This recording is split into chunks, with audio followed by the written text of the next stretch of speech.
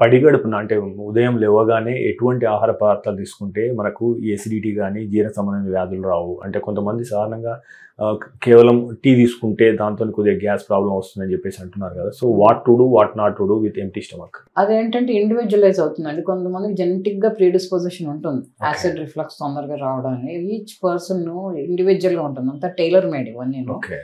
కాకపోతే ఏంటంటే లేచిన వెంటనే కొంచెం ఒక గ్లాస్ వాటర్ అంటే చాలా మంది వామ్ వాటర్‌తో నిమ్మకాయ జ్యూస్ ఏసుకొని అవన్నీ వేస్తారు.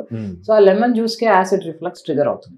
సో, పొద్దున్నే లేస్తూ సవర్ ఫుడ్స్‌తో స్టార్ట్ చేయకూడదు. అది.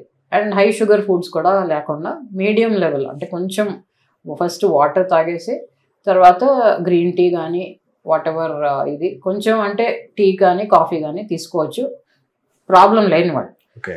తర్వాత ఏంటంటే బ్రేక్‌ఫాస్ట్ కూడా టైంకి చేయాలి. చాలా లాంగ్ గ్యాప్ వస్తే ఏంటంటే మళ్ళీ స్టమక్‌లో ఉన్న యాసిడ్ అది న్యూట్రలైజ్ అవ్వదు ఫుడ్‌తో. దానివల్ల యాసిడిటీ, రిఫ్లక్స్ రావడం, స్టమక్‌లో అల్సర్స్, ఇంటెస్టైనల్ అల్సర్స్ అవన్నీ వచ్చే ఛాన్స్ ఉంటుంది.